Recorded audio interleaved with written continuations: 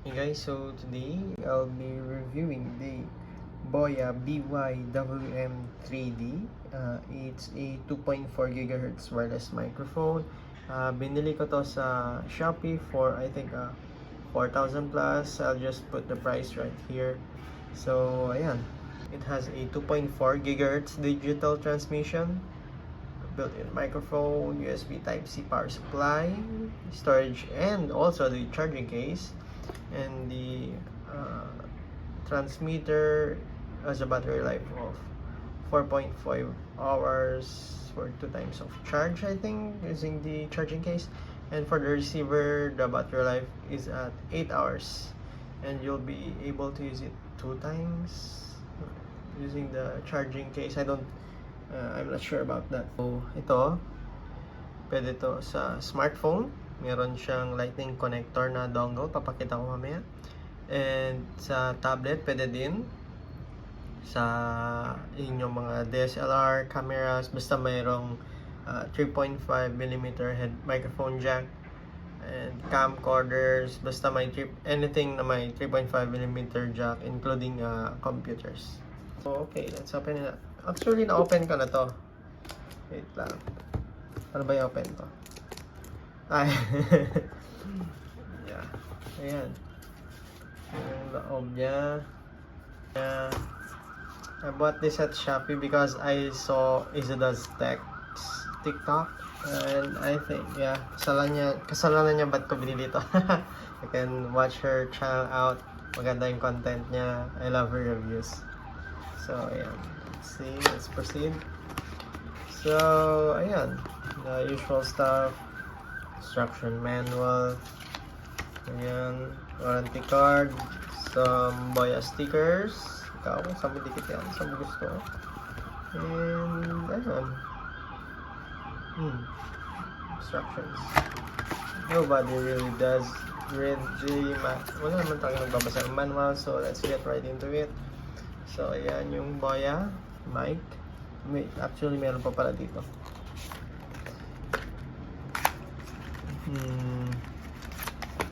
Pinagbabawal na candy. Labas.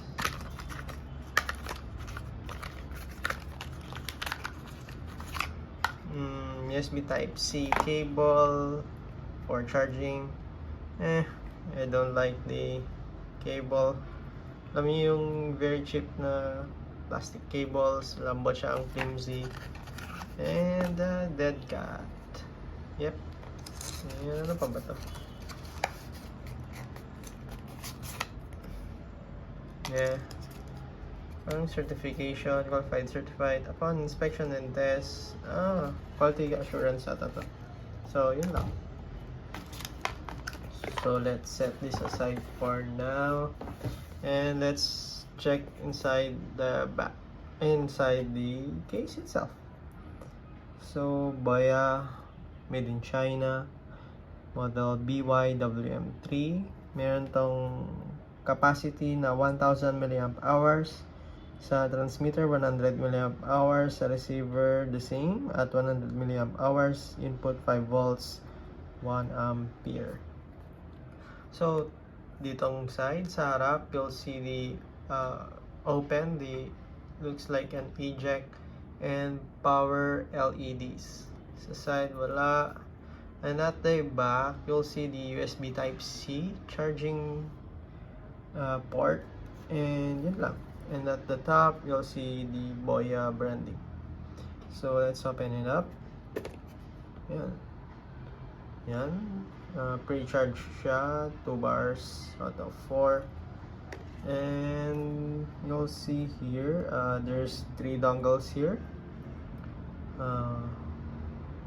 I don't know what's the use of these, pero there are 2 3.5mm headphone jacks. I don't know the difference of the 2 black lines and 3 black lines, but I'm gonna use the most, I think ang gagamitin ko the most is this one, the lightning, for my iPhone. and here's the rubber foam, and the receiver, and also the transmitter. Okay, let's try it now. So what you're hearing pala is direct from the iPhone. I haven't used this yet. So, meron pa pala dito yung pair button niya. So, upon, sabi naman sa ibang tutorials na pinanood ko, they will automatically pair up once you've opened it. So, we'll see. Okay, this is the transmitter naman. Dito ako magsasalita. So, ayan, makikita nyo yung charging pins niya. Ayan. So, let's just test this out first. So, ayan, nakikita nyo. Ayan yung mga charging pins ng transmitter and receiver natin. So, this, you'll connect this here. The dongle here. So, medyo matigas nga lang siya pag ilalagay mo. Siguro dahil bago. I don't know. So, ayan. I hope it's working. Naka-on naman sila. Naka-blue light. Okay. And I'll be doing this. So, what the... Medyo mahirap na lang. Ayan. Parang maliit lang talaga siya na mic.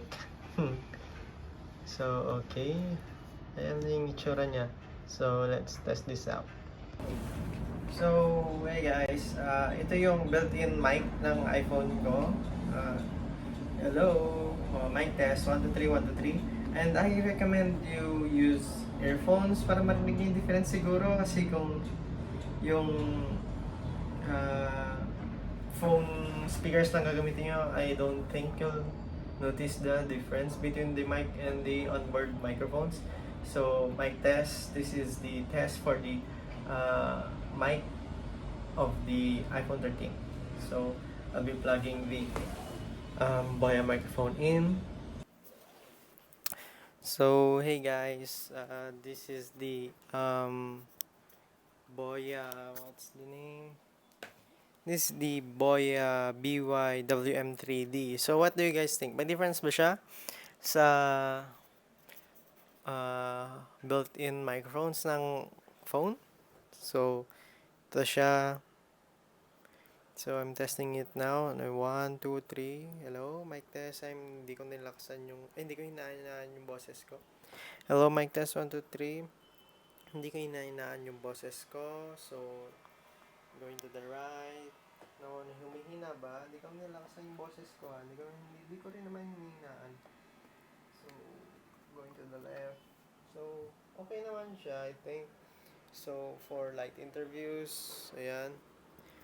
So, hello. So, okay ba siya, guys? What do you guys think?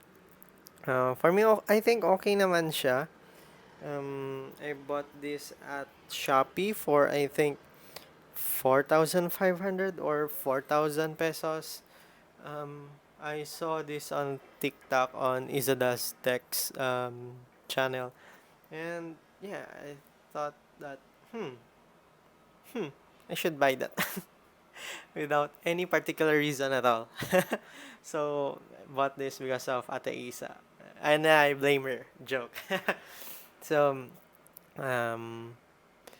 I've always wanted to enter the content creation space a long time ago. Pero, inisip ko hindi to para sa akin. Like, but I've realized na kasi siguro wala akong napapala kasi hindi pa ako nag-umpisa.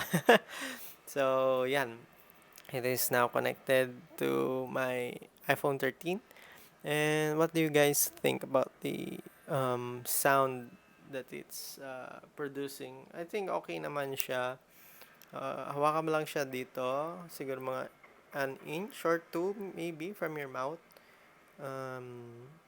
Just make sure na nakapasok ng mabuti yung dongle dun sa base nung receiver kasi I've been recording din kanina and just to hear the footage na wala pala siyang tunog kasi hindi pala siya fully naipasok dun sa receiver, and I learned that in the hard way. Tapos na ako nag-record tapos wala palang audio. So yun. So, what do you guys think? Anong sa tingin nyo ang dapat kong i-upload na content? I was thinking na, what do you guys think kung anong content ang dapat kong i-upload? Uh, Gagawa ba ako ng podcast or review tech? I think I'm just going to review tech first kasi I've always wanted to review tech, especially phones. Kasi lagi kong pinapanood sino ba? Sila MKBHD, Mr. Who's the Boss, Lions Tech Tips. Um, Sino pa ba? Sa Filipino content creators naman is si Pinoy Tech Dad, si Kuya Vince Domingo, the guy uh, with the notorious